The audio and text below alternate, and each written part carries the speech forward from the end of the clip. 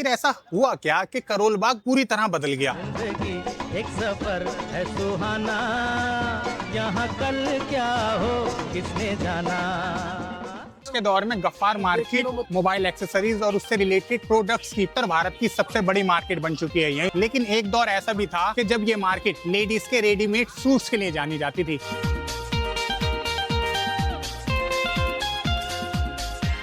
करोल बाग के बाहर दूसरी बड़ी रेडीमेड होलसेल मार्केट डेवलप हुई।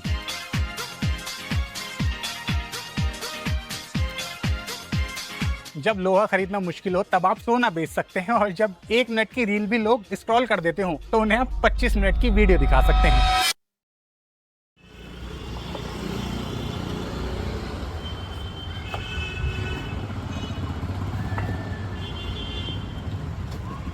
वक्त के साथ चीजें कैसे बदल जाती हैं यकीन नहीं होता। इसी पुराने लोहे के पुल से गुजरते हुए कभी मेरे पापा मुझे अपनी साइकिल पर बिठाकर करोल बाग ले जाया करते थे, और आज मेरा बेटा अपनी बाइक पर मुझे उसी रास्ते से करोल बाग लेकर जा रहा है। एक रास्ता, 2 पीढ़ियां, और बीच में गुजर गया पूरा एक जमाना। हाथ की कढ़ाई हमारा खानदानी काम था। करोल बाग वो मार्केट थी जहाँ के दुकानदार हमें प्लेन साड़ियाँ और सूट के कपड़े देते थे, जिन पर हमारे छोटे से कारखाने में हाथ की कढ़ाई के खूबसूरत डिजाइन बनाए जाते थे।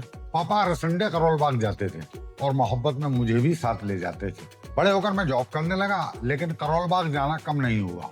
मैं अक्सर अपनी वाइफ के साथ शॉपिंग के लिए करोल बाग जाता रहता हूँ। आप यकीन जानिए कि मैंने जरूरत के मुताबिक किसी भी मार्केट को इतनी तेजी के साथ बदलते नहीं देखा जितना कि करोल बाग को। मैं आपको व्यूअर्स को बता दूं कि करोल बाग ने बदलते हालात में अपने आप को तेजी से बदला। दिल्ली में रहने वाले मेरी उम्र के लोग तो जानते हैं, लेकिन नई नस्ल को नहीं पता कि पिछले करीब 40 सालों में यहाँ कितने हैरत अंगेज बदलाव हुए। तो आज करोल बाग में होने वाले उसी बदलाव की कहानी को सुनाने हम बाप बेटे उसी रास्ते से करोल बाग जाए, जिस रास्ते से कभी मैं और मेरे पापा जाया करते। तो चलें? चलिए।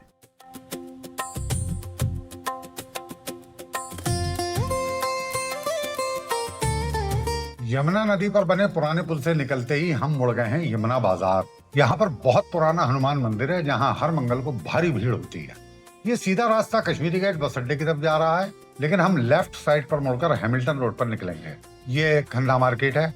आसपास सदर बाजार, खारी बावली, नया बाजार वगैरह कई होलसेल मार्केट्स होने की वजह से यहाँ ट्रांसपोर्ट का काम डेवलप हो गया। रात को माल से लदे ट्रक पूरे भारत के लिए यहाँ से निकलते हैं। अब हम मिठाई पुल पर हैं। लेफ्ट पर सदर बाजार और सामने आजाद मार्केट है। ये सामने है बाड़ा हिंदूराव, जहाँ कोठी मेम है। मेरे सीधे हाथ पर जो जगह आप देख रहे हैं, यहाँ कभी दिल्ली क्रॉस मिल हुआ करती थी। मेरे राइट पर किशनगंज रेलवे स्टेशन है। कभी यहाँ रेलवे फाटक हुआ करता था। इसे पार करते ही किशनगंज कॉलोनी है। यही सड़क हमें अजमल खान रोड करोल बाग छोड़ देगी। मिलते हैं वहाँ।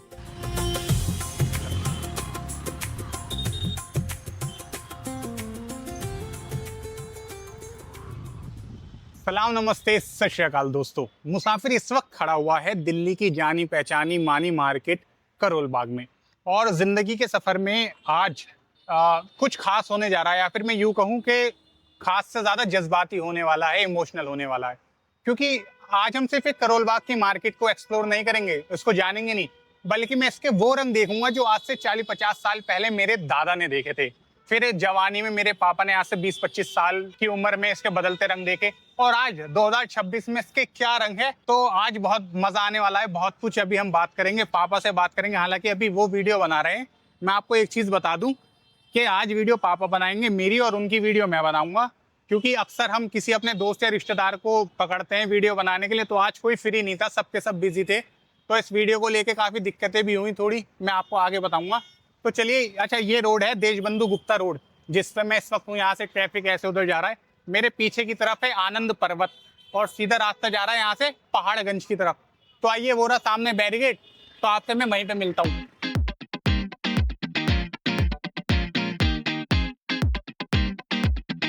तो चलो, आ गए हैं हम यहाँ पे, और अब एंट्री करते हैं। अच्छा, अब तो यहाँ पे बैरिकेड लग गए। पापा, आपके जमाने में थे बैरिकेड यहाँ पे? ना ना ना ना ना, बिल्कुल ओपन था। ये अब लगा दिए हैं ताकि ट्रैफिक ना जाए। पहले कारें वगैरह जाती थी ना। अब तो 9 व्हीकल्स होने। आइए, अब अंदर मिलते हैं। हाँ।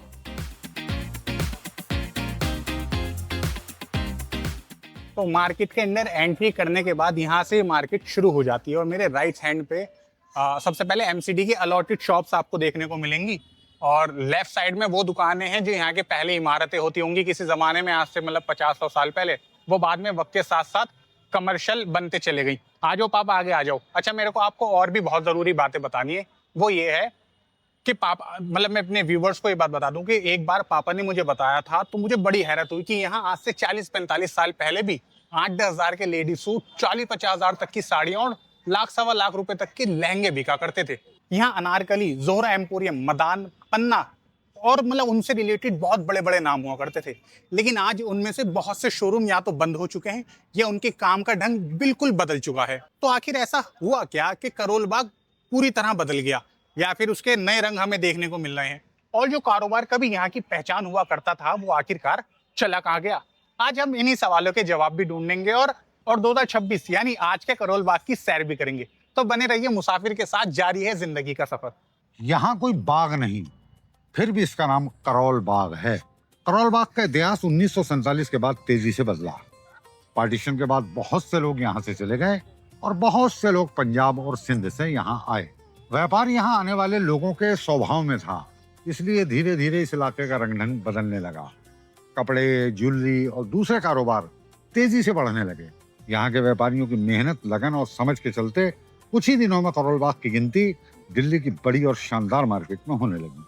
कभी यहाँ पंजाबी भाषा ज्यादा सुनाई देती थी, बल्कि आज से 50 साल पहले दिल्ली में पंजाबी को व्यापारियों की जुबान माना जाता था। सदर बाजार, लाजपत राय मार्केट, चांदनी चौक, खारी बावली वगैरह सभी जगहों पर पंजाबी का बोलबाला था।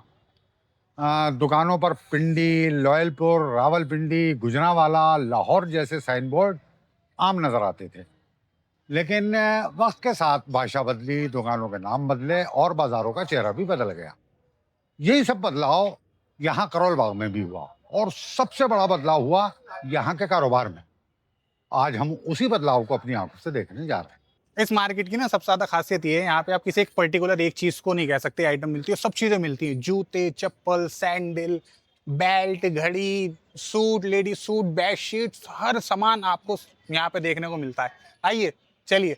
अच्छा, एक और बात मैं आपको बता दूं कि दिल्ली में कोई हफ्ते में एक दिन कोई ना कोई मार्केट तो बंद ही रहती है, चाहे वो संडे हो, मंडे हो, एक दिन का वीक ऑफ होता ही है।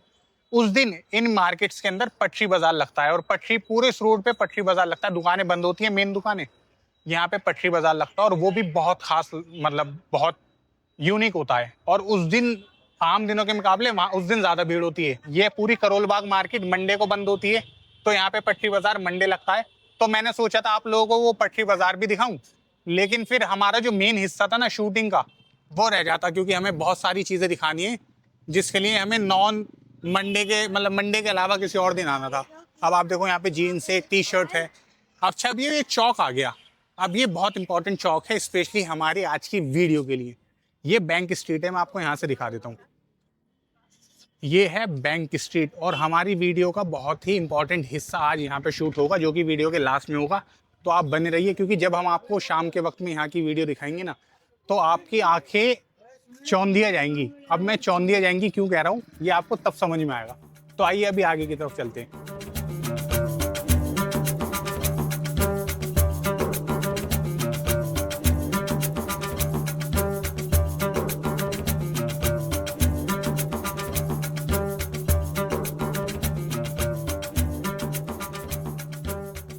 अच्छा पापा, आप बता रहे थे ना यहाँ पे कि एक वक्त में पंजाबी भाषा का बहुत बोलबाला था, यानी जी, जी। पंजाबी बहुत थे। तो अब जी, देखो जी। आपको यहाँ पे मेहरादी हट्टी है, आगे है रोशन दी कुल्फी। बहुत तो इसका मशहूर मतलब, दुकान है रोशन दी कुल्फी। हाँ, हम आते थे, पापा जी मुझे मेरे वालिद साहब खिलाते थे। अच्छा। हाँ हाँ। तो इसका रोशन मतलब दी कुल कुल्फी। मिला के अभी भी यहाँ पे पंजाबी कम्युनिटी का भी जी, बोलबाला हाँ, है। कम हो गई है लेकिन फिर भी है। अच्छा, बड़ी मशहूर है यहाँ की कुल्फी। हालांकि आज तो हम खाना खा के आए, जी, तो जी, कुछ जी। मन नहीं है खाने का। आओ, जाम लग गया यहाँ तो अभी बहुत कुछ है यहाँ पे। अब आज के दौर में लोग रोशन दी कुल्फी की बजाय ना डोमिनोज में जाना ज़्यादा पसंद करते हैं। जी जी।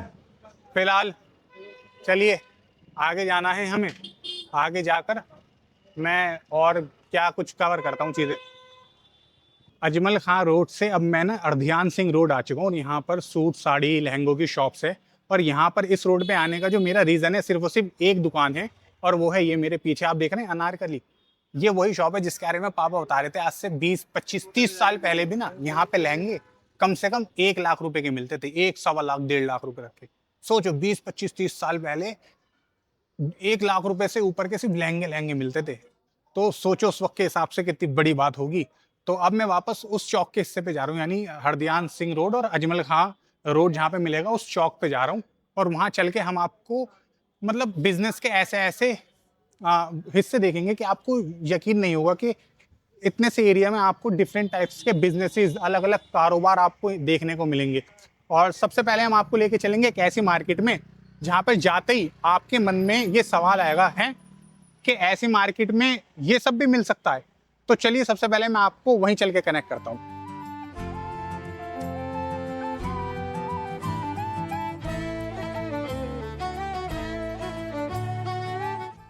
अब हम लोग चलते चलते आ चुके हैं गफ्फार मार्केट।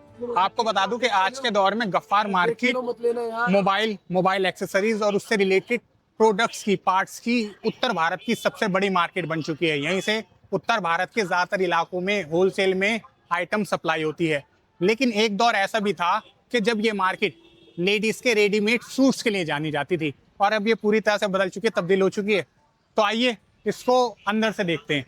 इस वीडियो के लिए जब मैं रिसर्च कर रहा था तो मुझे पापा ने बताया कि आज मोबाइल एक्सेसरीज के लिए मशहूर गफ्फार मार्केट कभी रेडीमेड लेडी सूट्स के लिए जानी जाती थी। उन्होंने बताया कि 1980 के दशक में यहाँ व्यापारियों ने बटर क्रैप नाम के जापानी कपड़े पर हाथ की कढ़ाई के खूबसूरत डिजाइन बनवाकर ready to wear lady suit बेचना शुरू कर दिए।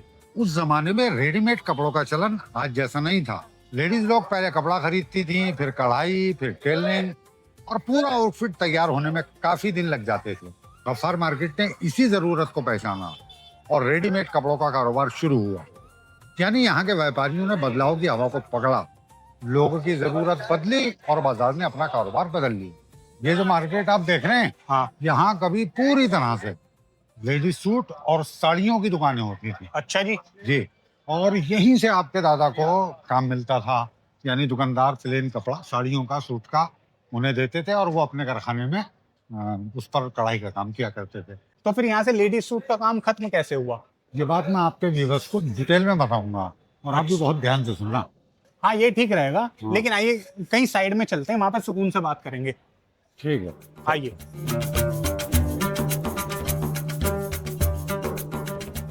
करोल बाग के बाहर दूसरी बड़ी रेडीमेड होलसेल मार्केट डेवलप हुई, जैसे लाजपत नगर की अमर कॉलोनी और जमुना पार्क में गांधी नगर। धीरे धीरे वहाँ सस्ता और अच्छा माल आसानी से मिलने लगा। इसका असर गफ्फार मार्केट पर भी पड़ा, ग्राहक कम हुए।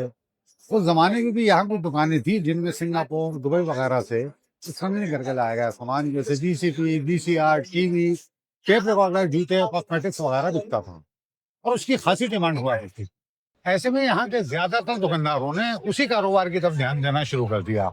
बाद में यहाँ शुरू हुआ मोबाइल पार्ट्स और उसकी एक्सेसरीज का काम।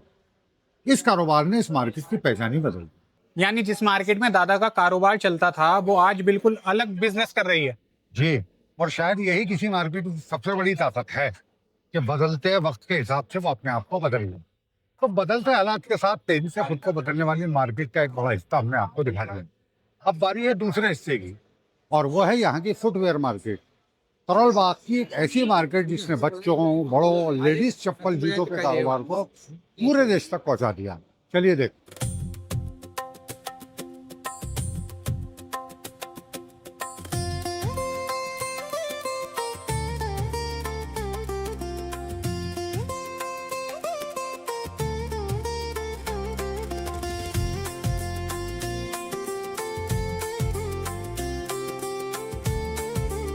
अब हम लोग आ चुके हैं करोल बाग की फुटवेयर मार्केट, और ये कहानी सिर्फ छोटे मोटे जूते चप्पलों की कहानी नहीं है। ये एक ऐसी कहानी है जिसमें हम आपको बताएंगे कि कारोबार फैलते फैलते किस तरह पूरे देश में पहुंच गया। आइए जरा इसे थोड़ा नजदीक से देखते हैं। शुरुआत में यहाँ फुटवेयर की रिटेल दुकानें हुआ करती थी। दिल्ली के छोटे छोटे कारखानों में बच्चों के जूते, चप्पल, सैंडल बनते और यहाँ बिकते थे। फिर जब इन कारखानों में प्रोडक्शन बढ़ी तो यही दुकानदार सिर्फ रिटेल तक सीमित नहीं रहे। कारखानदारों ने यहाँ दुकानें ली और धीरे धीरे इसी जगह होलसेल का कारोबार शुरू हो गया। आज हालात ये हैं कि ये करोल बाग की ये मार्केट देश के अलग अलग हिस्सों में बच्चों, बड़ों और लेडीज फुटवेयर की सप्लाई करती है। करोल बाग के साथ लगे देवनगर में जूते बनाने के सामान बेचने वाली दुकानें हैं और यहाँ की ज्यादातर गलियों में फुटवेयर मैन्युफैक्चरिंग के कारखाने हैं। यानी जो चीजें कभी छोटी दुकानों से शुरू हुई थी वो आज एक पूरी सप्लाई चेन बन चुकी है। अब आगे की बात आपको पापा बताएंगे। आपने देखा कितनी बड़ी मार्केट है ये। और सबसे दिलचस्प बात यह है कि वक्त के साथ यहाँ का कारोबार खत्म नहीं हुआ, बल्कि इसने अपनी शक्ल बदल दी। यानी करोल बाग की कहानी सिर्फ पुराने कारोबार के खत्म होने के बाद नए कारोबार की नहीं, बल्कि कुछ बिजनेस होलसेल रिटेल से होलसेल में भी बदले हैं। जी चलिए अब मार्केट से निकल कर रोड पर पहुँचते हैं, फिर वहाँ आगे की बात। चलिए चलते हैं। ठीक।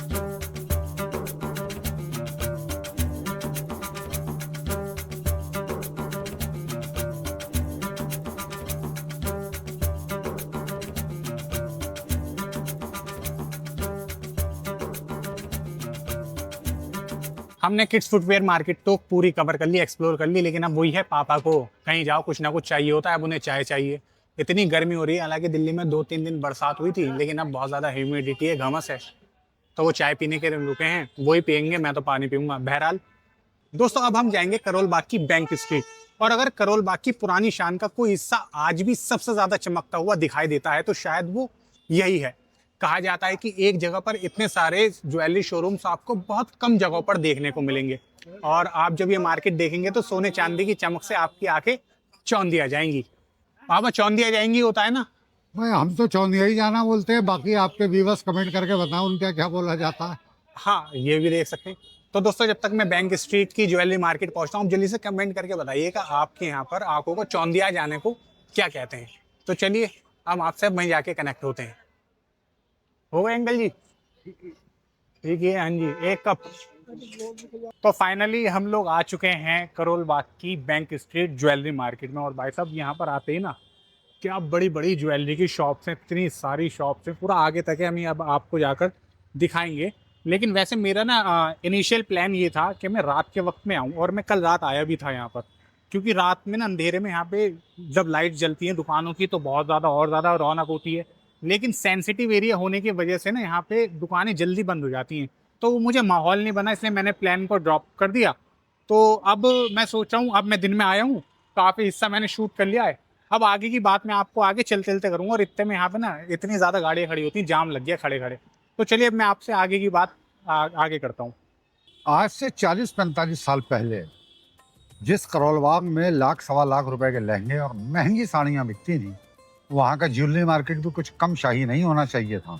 और यहाँ आकर आपको उसकी एक झलक आज भी दिखाई देती है।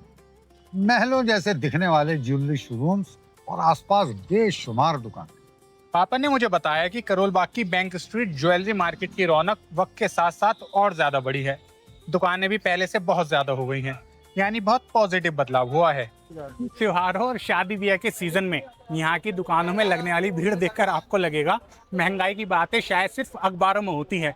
यहीं बीडनपुरा में और उसके आसपास के इलाकों में बड़े पैमाने पर सोने के जेवर बनाने के कारखाने हैं, जहाँ माहिर कारीगर काम करते हैं।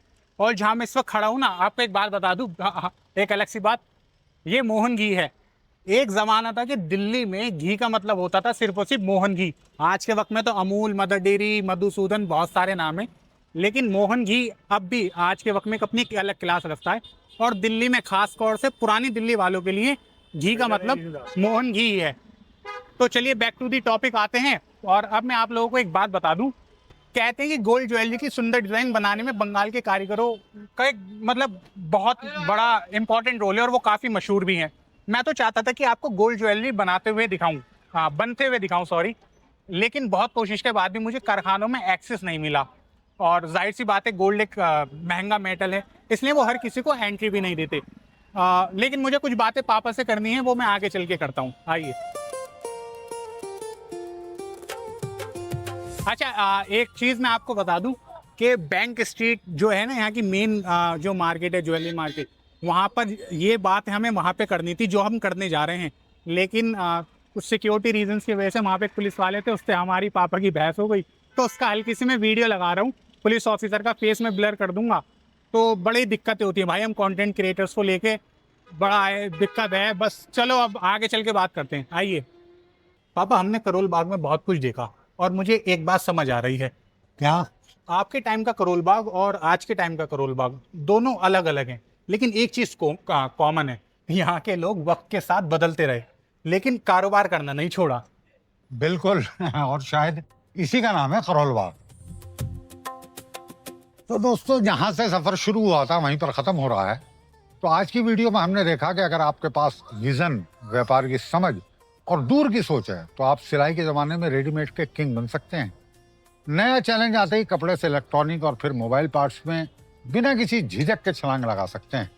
फुटवेयर के छोटे से रिटेल व्यापार को पूरे देश की सप्लाई चेन बना सकते हैं। जब लोहा खरीदना मुश्किल हो तब आप सोना बेच सकते हैं, और जब 1 मिनट की रील भी लोग स्क्रॉल कर देते हो तो उन्हें आप 25 मिनट की वीडियो दिखा सकते हैं। लेकिन शायद करोल बाग की सबसे बड़ी कहानी यही है कि दुकानें बदलती रहीं, कारोबार बदलते रहे, लोग बदलते रहे, लेकिन आगे बढ़ने की कोशिश कभी नहीं बदली।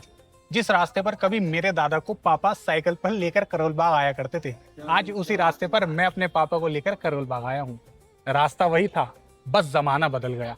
अब दीजिए इजाजत, मैं हूँ मुसाफिर, जिंदगी का सफर अभी जारी है। चाउमीन के ठेले के बगल में खड़ा हूँ, अगर आपको खानी है तो कमेंट में ऑर्डर कर दीजिएगा।